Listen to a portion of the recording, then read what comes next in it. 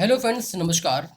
Online विद्याधन classes में आपका स्वागत है। आज हम बात करेंगे वेरिएबल के बारे में, क्योंकि रिसर्च में हम जब पढ़ रहे हैं रिसर्च को, तो यहाँ पर बहुत सारी बातें ऐसी आ जाती हैं जो आपके लिए इम्पोर्टेंट भी हैं, और रिसर्च को स्टार्ट करने से पहले हमें उनके बारे में, उनके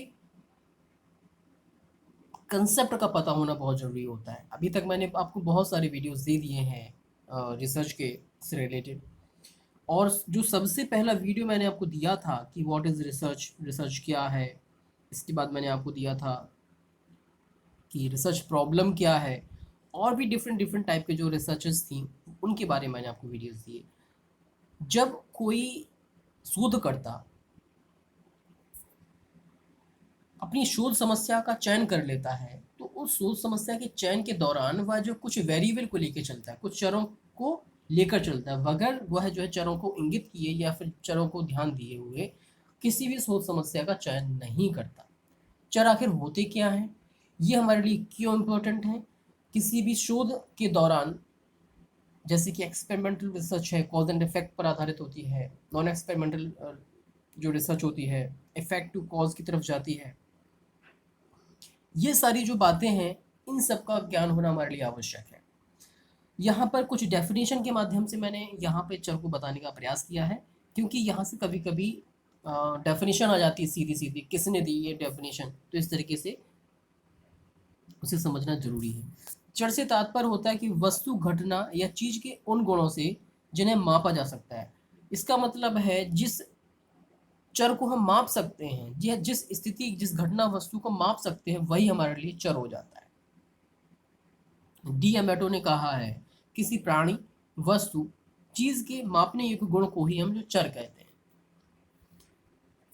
किसी वस्तु, घटना को चर कहलाने के लिए यह आवश्यक है कि उसमें मापे जाने का गुण होना चाहिए। अगर उसमें यह गुण नहीं है तो उसे हम चर की संज्ञा नहीं देते हैं, उसे अब उस चर की श्रेणी में नहीं रखते हैं। चर कहलाने के लिए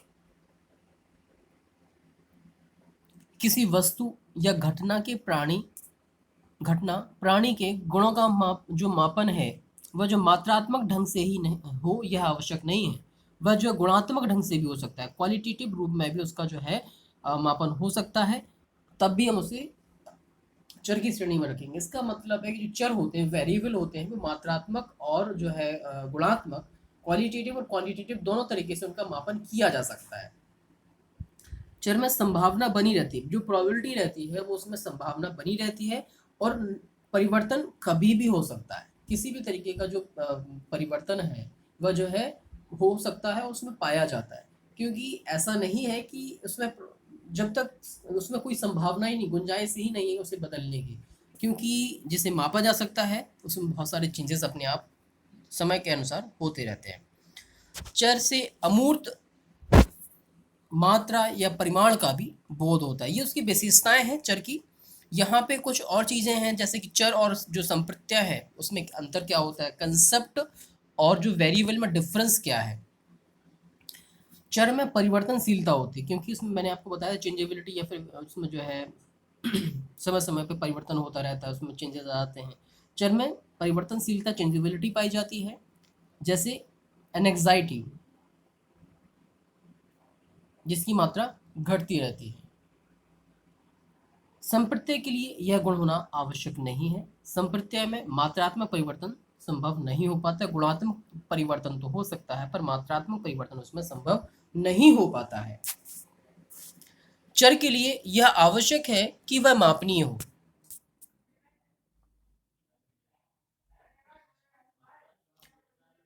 उसे मापने योग्य, क्योंकि मैंने आपको पहले ही बताया था कि जिसे माप सकते हैं, जिसके अंदर ऐसी योग्यता हो कि उसे मापा जा सके, वही चर की श्रेणी में आता है। जैसे कि इंटेलिजेंस है, एंग्जाइटी है, चिंता है, थकान है, फटीग है, ये जो है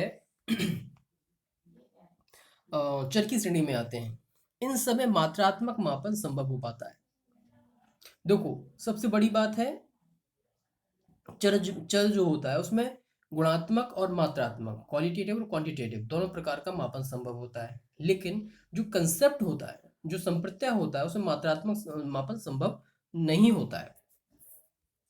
इसके बाद चर को से आनुभाविक जो अध्ययन होते हैं, एम्पिरिकल जो स्टडीज होती हैं के आधार पर प्रमाणित किया जा सकता है कि चर कभी तो दूसरे चर से स्वयं प्रभावित होते हैं और कभी वह दूसरे चर को स्वयं प्रभावित करते हैं। संप्रत्यय के लिए यह आवश्यक नहीं होता है, लेकिन चरों में ऐसा संभव होता है।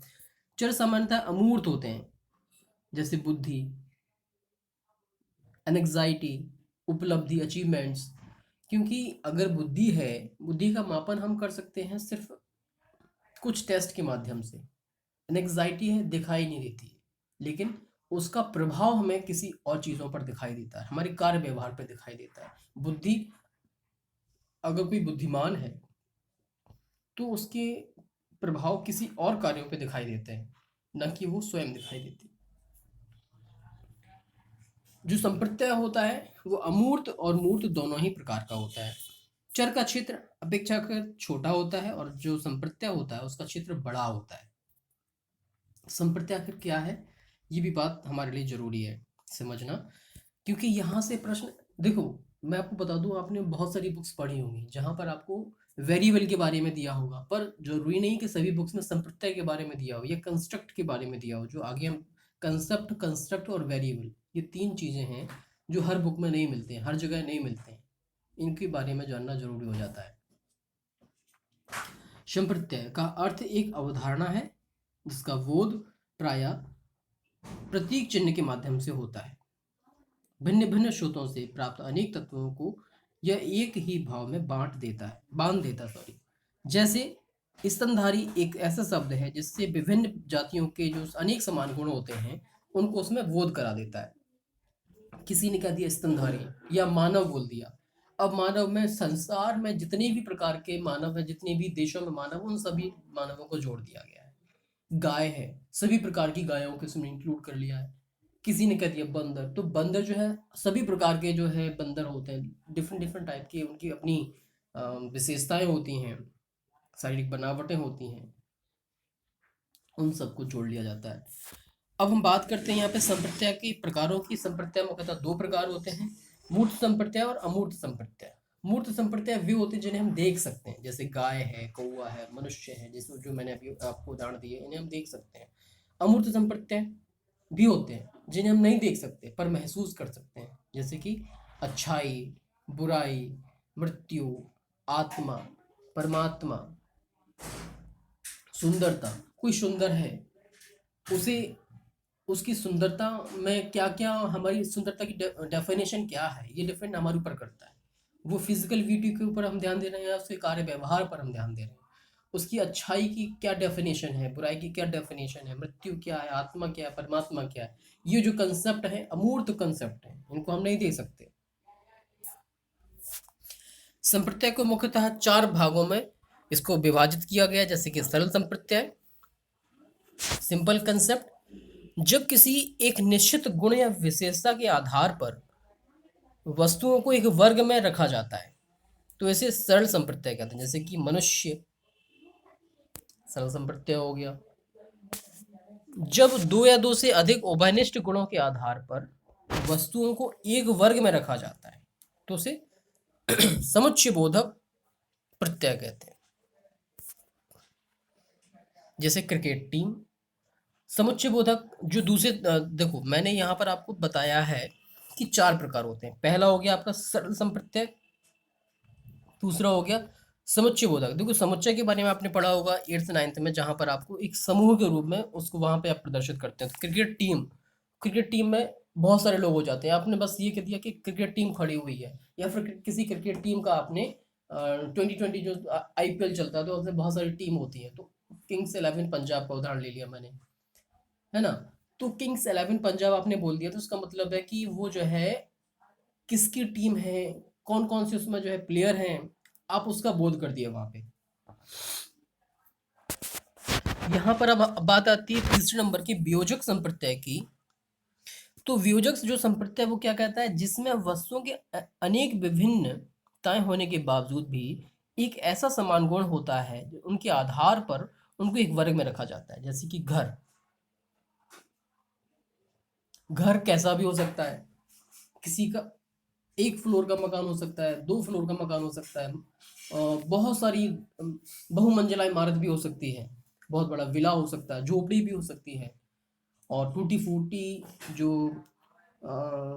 लकड़ियों से, मिट्टी से, गारा से बना लिया जाता है, वो भी घर हो जाता है।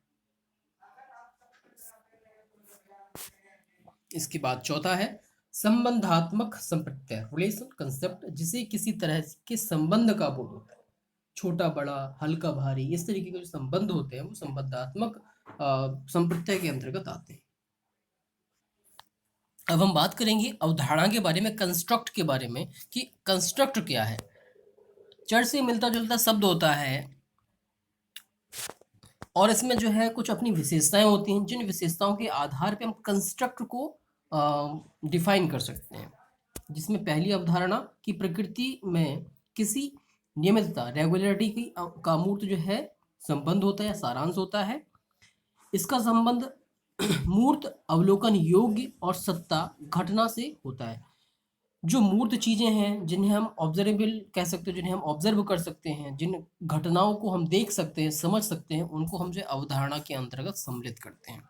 किसी भी विज्ञान के लिए अवधारणाएं आवश्यक होती हैं, क्योंकि इनके बिना वैज्ञानिक नियमों का निर्धारण या उनका निर्माण संभव नहीं हो पाता है। इन्हीं के आधार पर किसी भी व्यक्ति के जो व्यक्तित्व का हम जो है व्यक्तिगत अनुभव का सामान्यीकरण कर सकते हैं, जो उसका जनरलाइजेशन कर पाते हैं।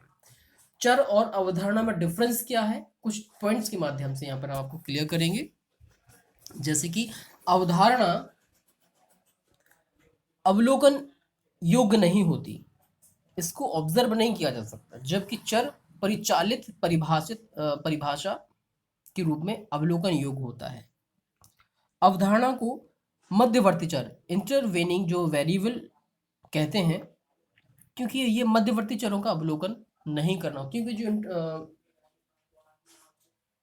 मध्यवर्ती जो चर होते हैं, शोध के दौरान शोधकर्ता इनको अलग कर देता है, क्योंकि इनका जो प्रभाव का अध्ययन वह नहीं करना चाहता, और इन्हीं बातों को अवधारणा कहा जाता है।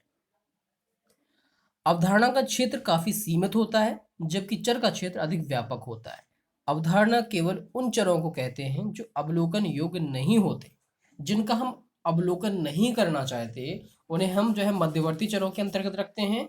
उन्हीं को हम जो है क्या कहते हैं, अवधारणा कहते हैं।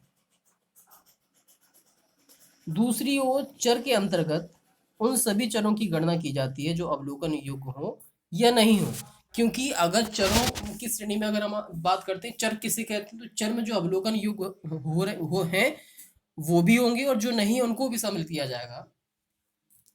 लेकिन यहाँ पे जो अवलोकन योग्य नहीं होते हैं उनको हम अलग कर देते हैं, क्योंकि हम उस समय की स्थिति में जो शोधकर्ता होता है वो उनका उन चरों का जो है अब उन चरों का अध्ययन नहीं करना चाहते, इसलिए उनको अलग कर देते हैं। इसलिए उनको हम वहाँ पर कह देते हैं कि ये जो है मध्यवर्ती चर है, क्योंकि उनको उस श्रेणी में मध्यवर्ती चरों में रखा जाता है। वहाँ पर अवधारणा सदा आंतरिक होता है, इसे ना देखा जा सकता है ना सुना जा सकता है, जैसे चिंता और प्रत्याशा। चर आंतरिक और बाह्य दोनों प्रकार का होता है। सभी अवधारणाएं आवश्यक रूप से चर होते हैं, किंतु सभी चर आवश्यक रूप से अवधारणाएं नहीं होते। यहाँ पर बात आती है चर के प्रकारों की, टाइप ऑफ वेरिएबल की। तो सबसे पहला जो वेरिएबल आता है वो आता है डिपेंडेंट वेरिएबल, आश्रित चर। यहाँ पे कुछ इंपॉर्टेंट चीजें हैं जिनके आधार पे इन चरों को आप बड़ी आसानी से समझ जाएंगे। सबसे पहली बात आती है, किसी भी प्रयोग या शोध में आश्रित चर वह चर होता है जिसके बारे में शोधकर्ता कुछ पूर्व कथन करता है, प्रोडिक्शन जिनके बारे में वह करता है। जो शोधकर्ता जो होता है, जिन चरों के बारे में प्रोडिक्शन करता है, जिनके बारे में पूर्व कथन करता है, वह जो डिपेंडेंट वेरिएबल होते हैं। डीवी, क्योंकि अधिकतर आप जब देखेंगे तो इसको डीवी बोला जाता है, डिपेंडेंट वेरिएबल हो जाता है। केंटोविज और रोडिगर ने कहा है कि आश्रित चर वह चर है जो प्रयोगकर्ता द्वारा निरीक्षण किया जाता है, ऑब्जर्व किया जाता है और उसका रिकॉर्ड रखा जाता है। एक अच्छे आश्रित चर में विश्वसनीयता होती है, कंसिस्टेंसी होती है। यदि पहले किए गए प्रयोग में वैसी ही परिस्थितियों में फिर से उसको दोहराया जाए तो जो उसके प्राप्तांक हैं, जो उसके परिणाम हैं, वही आते हैं जो पहले प्रयोग में आए थे, क्योंकि उसमें रिलायबिलिटी और कंसिस्टेंसी दोनों ही पाई जाती है। संगतता का गुण पाया जाता है, विश्वसनीयता का गुण पाया जाता है। ये कब होगा, जब वैसी परिस्थितियां अगर दोबारा से दोहराई जाए तो उसके परिणाम भी वैसे ही हों जो पहली बार में आए थे। यहाँ पर आपको ध्यान देना होगा कि जो आश्रित चर है, डिपेंडेंट वेरिएबल या डीवी है, उसमें शोधकर्ता जिस चर को लेके प्रेडिक्शन करता है, जिसका रिकॉर्ड रखता है, जिसका ऑब्जर्वेशन करता है, वह जो है डिपेंडेंट वेरिएबल कहलाता है। आश्रित चर के मापन और चयन से संबंध एक महत्वपूर्ण बात जिस पर प्रयोगकर्ता के द्वारा अवश्य ही ध्यान दिया जाना चाहिए वह है सतत प्रभाव, जिसे हम फ्लोर इफेक्ट कहते हैं, और अधिकतम प्रभाव कॉलिंग इफेक्ट कहते हैं। ये दोनों बातें कभी कभी एग्जाम में सीधी पूछ ली जाती हैं कि कॉलिंग इफेक्ट और जो है फ्लोर इफेक्ट का संबंध किससे है, तो यहाँ पर आप उसको कह देते हैं आश्रित चर से। सतत प्रभाव से तात्पर्य ऐसे प्रभावों से होता है जहां प्रयोगकर्ता को निराकरणीय परिणाम इसलिए प्राप्त होता है क्योंकि अधिकतर प्रयोज्यों के परिणाम मापनी के निम्नतम छोर पर केंद्रित होते हैं।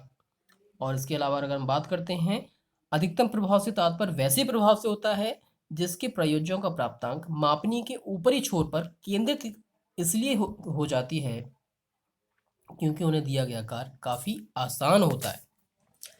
अब हम बात करते हैं दूसरे प्रकार के चर की, इंडिपेंडेंट वेरिएबल की, आईवी की। स्वतंत्र चर वैसे चर को कहा जाता है जिसमें प्रयोगकर्ता मैनिपुलेशन करता है, जोड़ तोड़ करता है। आईवी से डीवी की ओर हम जाते हैं, किसमें जो हमारा एक्सपेरिमेंटल रिसर्च होता है, जिसके बारे में मैंने आपको पहले ही बता दिया है, वीडियोस आपको दिए हैं एक्सपेरिमेंटल रिसर्च और नॉन एक्सपेरिमेंटल रिसर्च, इन सभी के बारे में मैंने आपको बताया है। आईवी से डीवी की तरफ जाते हैं तो इसका मतलब वहाँ पर इंडिपेंडेंट सॉरी उसमें जो है एक्सपेरिमेंटल शोध कर रहे हैं, प्रयोगात्मक शोध कर रहे हैं। जहाँ हम डीवी से आईवी की तरफ जाते हैं वो हो जाता है हमारा अप्रयोगात्मक शोध। जो स्वतंत्र चर होते हैं वो मुख्यतः दो प्रकार के माने गए हैं, type E independent variable IV और टाइप एस आईवी। तो जब शोधकर्ता प्रयोग में के स्वतंत्र चर में जोड़ तोड़ सीधे या प्रयोगात्मक ढंग से करता है तब ऐसे चर को या इस तरह की जो है स्थिति को हम टाइप ई इंडिपेंडेंट वेरिएबल कहते हैं। देखो यहाँ पे टाइप ई और टाइप एस में डिफरेंस क्या है। टाइप एस का मतलब सिलेक्शन से करता है, टाइप ई का मतलब प्रयोगात्मक एक्सपेरिमेंटल तरीके से वो जो है उसका चयन कर देता है या उसका जोड़ तोड़ कर देता है, मैनिपुलेशन कर देता है। क्योंकि टाइप एस में भी जो बताया गया है कि वह चर जिसमें जोड़ तोड़ जो मैनिपुलेशन हो रहा है वो सीधे ना करके चयन के द्वारा करता है। और यहाँ पर टाइप ई में क्या हो रहा है, उसमें जो मैनिपुलेशन होगा वो प्रयोगात्मक ढंग से करता है, और जिसे हम जो है टाइप ई इंडिपेंडेंट वेरिएबल के देते हैं।